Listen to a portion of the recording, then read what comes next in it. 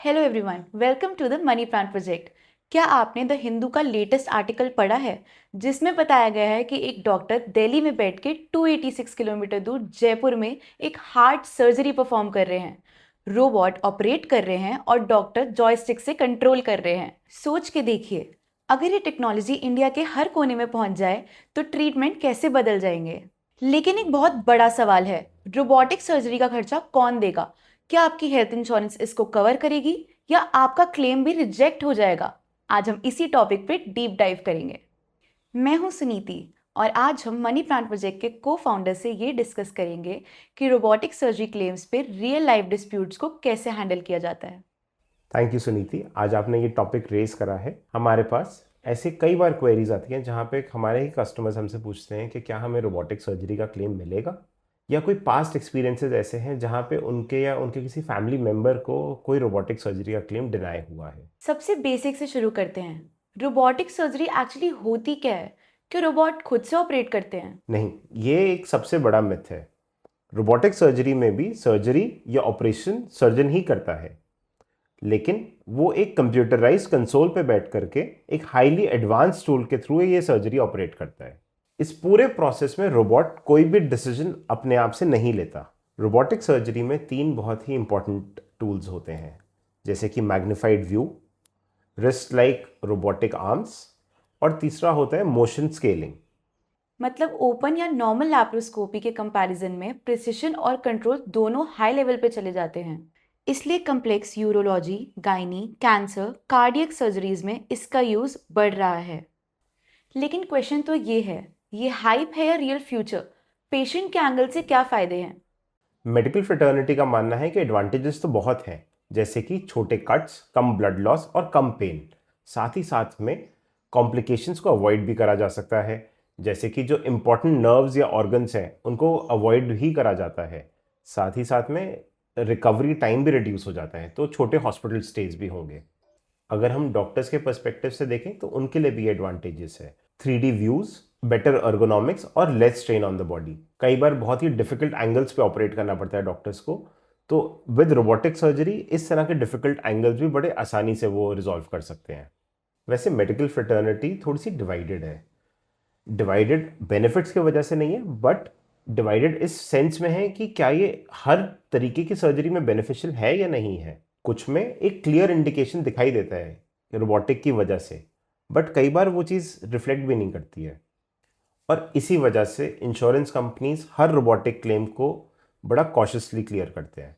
Cost बहुत ज़्यादा है, बट रिजल्ट्स हर केस में उतने प्रपोर्शनेटली बेटर नहीं है। चलिए अब कोर टॉपिक इंश्योरेंस के बारे में बात करते हैं।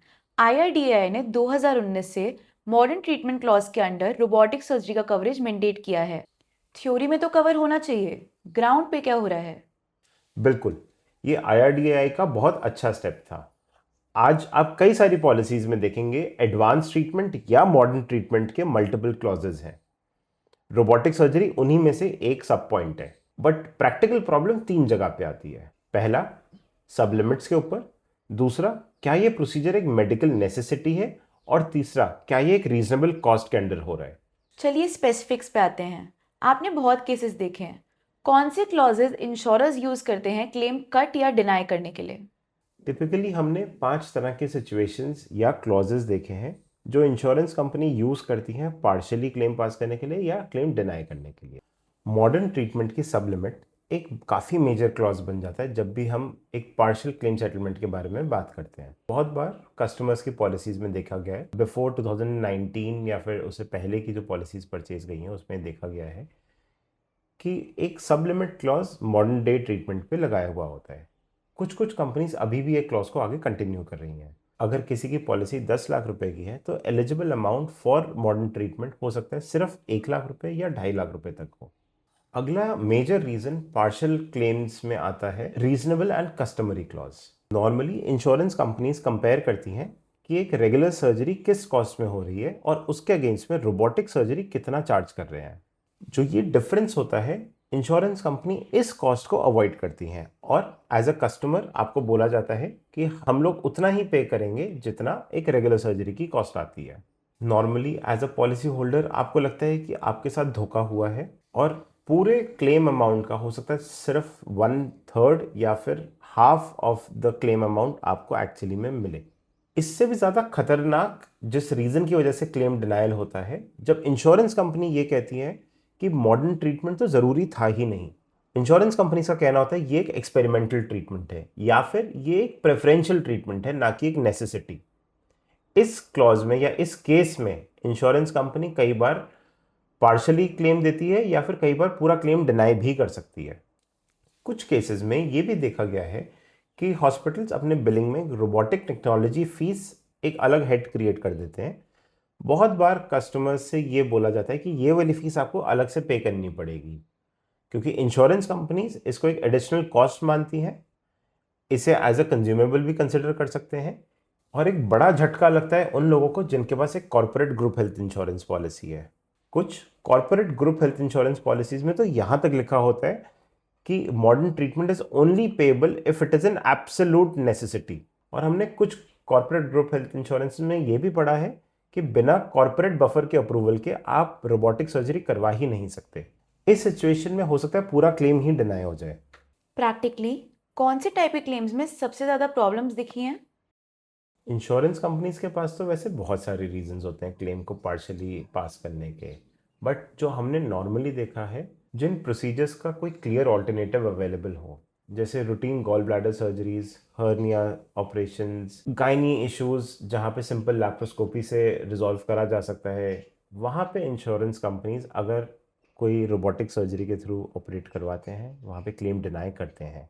और इसके अलावा अगर मान लीजिए आपकी पॉलिसी में सब लिमिट है या कोई ग्रुप हेल्थ इंश्योरेंस पॉलिसी है जहाँ पे लिखा है कि एचआर के अप्रूवल के बाद ही रोबोटिक ट्रीटमेंट का क्लेम मिलेगा, तो वहाँ तो एक ऑब्वियस रीज़न बन जाता है क्लेम पास ना करने का। अगर आगे जाके किसी को रोबोटिक सर्जरी ही करवानी पड़े तो वो अपने क्लेम को कैसे प्लान कर सकते हैं और फर्दर स्टेप्स क्या ले सकते हैं? मैं इसे 5 स्टेप्स में ब्रेक करना चाहूँगा। सबसे पहला और सबसे इम्पोर्टेंट स्टेप है अपनी पॉलिसी के बारे में पूरी जानकारी होना। फाइन प्रिंट पढ़ना बहुत ज़रूरी है रोबोटिक सर्जरी जैसे क्लेम्स के लिए। तो सबसे पहले तो देखना पड़ेगा कि क्या आपकी पॉलिसी में कोई सब लिमिट है रोबोटिक सर्जरी या एडवांस्ड मेडिकल ट्रीटमेंट्स पे। दूसरा होगा कि क्या कोई सब लिमिट है किसी डिजीज़ के ऊपर, यानी डिजीज़ वाइज सब लिमिट, या फिर कोई रूम रेंट कैपिंग। अगर इनमें से कुछ भी नहीं है तो आप नेक्स्ट स्टेप के लिए प्रोसीड कर सकते हैं। अगर आपको कहीं पे भी कोई कन्फ्यूजन लगता है तो हम रेकमेंड करेंगे आप सीधा अपने इंश्योरर को कांटेक्ट करें, एक ईमेल के थ्रू या फिर उनके कॉल सेंटर एग्जीक्यूटिव के थ्रू, और पूरी इन्फॉर्मेशन वहाँ से गैदर करें। नेक्स्ट स्टेप जो कि एक नॉन नेगोशिएबल है वो आता है एक प्री अप्रूवल लेना हॉस्पिटल के थ्रू। बट जब भी आप प्री अप्रूवल के लिए अप्लाई करें, आपको टीपीए डेस्क पे बिल्कुल क्लियरली बोलना पड़ेगा कि मेरे को अप्रूवल रोबोटिक सर्जरी का चाहिए। हमने कई बार देखा है कि प्री अप्रूवल के टाइम पे इंश्योरेंस कंपनी हो सकता है पूरा अप्रूवल दे दे, बिकॉज जो अप्रूवल डॉक्यूमेंट गया हुआ है वहाँ पे कोई और प्रोसीजर लिखा हुआ है, जैसे कि लैप्रोस्कोपी। बट जब फाइनल बिल जाता है जिसमें कि रोबोटिक सर्जरी लिखा होता है, तो हो सकता है इंश्योरेंस कंपनी उसे पार्शली ही पास करे। अगर कभी बाई चांस आपको रोबोटिक सर्जरी करवानी ही पड़ती है तो अपने हॉस्पिटल सिलेक्शन के ऊपर भी और ज़्यादा ध्यान रखें। आप देखें कि कौन सा बिल या किस तरीके से जो बिलिंग हॉस्पिटल कर रहा है वो ज़्यादा लॉजिकल लग रही है, और हर एक डिफरेंट हॉस्पिटल से प्री अप्रूवल लेने की कोशिश करें। फोर्थ पॉइंट आ जाता है कि क्या आपकी डॉक्यूमेंटेशन और बिलिंग के टाइम पे कोडिंग प्रॉपर है या नहीं है। अगर इसके बावजूद पार्शियल क्लेम मिलता है और आपको लगता है कि ये एक इनकरेक्ट डिडक्शन है, तो एक strong mail from your side और साथ ही साथ में एक strong worded letter from the doctor, ये आपकी ज़रूर हेल्प कर सकते हैं उस पार्शियल क्लेम को कंप्लीट क्लेम बनाने में। एक रेगुलर सवाल जो हमसे पूछा जाता है कि कौन से इंश्योरर्स रोबोटिक सर्जरी को सम इंश्योर्ड तक कवर करते हैं बिना एग्रेसिव सब लिमिट्स के। आज की डेट में ऐसे बहुत सारे इंश्योरर्स हैं जिन्होंने अपने प्रोमिनेंट प्लान्स में रोबोटिक सर्जरी या advance modern treatment up till सम इंश्योर्ड कवरेज में डाला हुआ है, जैसे कि केयर का सुप्रीम, HDFC का ऑप्टिमा सिक्योर, टाटा AIG का मेडिकेयर प्रीमियर, आदित्य बिरला का एक्टिव वन मैक्स, नीवा का रीअश्योर्ड 2.0 या रीअश्योर्ड 3.0, और ऐसे बहुत सारे प्लान्स हैं। तो एक तरफ फ्यूचर रेडी टेक्नोलॉजी और दूसरी तरफ इंश्योरेंस के प्रैक्टिकल हर्डल्स, तो फाइनल बैलेंस टेक क्या है? मेरा व्यू सिंपल है। रोबोटिक सर्जरीज एक बहुत ही इम्पॉर्टेंट रोल प्ले करता है इंडिया की मेडिकल या इंडिया की हेल्थ केयर एडवांसमेंट में, और कई सारे ऐसे केसेस हैं जैसे कि cancer, neurological conditions, cardiac conditions, जहाँ पे रोबोटिक सर्जरी एक बहुत ही इम्पॉर्टेंट रोल प्ले करता है। लेकिन इंडिया में वैसे ही आउट ऑफ पॉकेट एक्सपेंसेस इतने ज़्यादा हैं कि सिर्फ और सिर्फ टेक्नोलॉजी की वजह से आप अपना ट्रीटमेंट चूज़ नहीं कर सकते हैं। आपको हमेशा अपनी पॉलिसी की वर्डिंग्स और अपनी लिमिटेशंस को ध्यान में रखना पड़ेगा। इसीलिए टेक्नोलॉजी के फ़ायदे तो ज़रूर समझिए, बट कंप्लीटली या ब्लाइंड फेथ उसके ऊपर बिल्कुल भी नहीं करिए। जहाँ पे ये नेसेसरी हो और आपकी पॉलिसी से अलाउ कर रही हो, वहीं पे ही ये ट्रीटमेंट लीजिए। इस कंडीशन के लिए आपका प्री अप्रूवल और आपकी पॉलिसी वर्डिंग्स दोनों बहुत इंपॉर्टेंट रोल प्ले करते हैं। Thank you Akshay sir for these valuable insights. अगर आप भी रोबोटिक सर्जरी कंसिडर कर रहे हैं या फिर किसी फ्रेंड या रिलेटिव के केस में कन्फ्यूजन है, तो ये एपिसोड उनके साथ ज़रूर शेयर करें।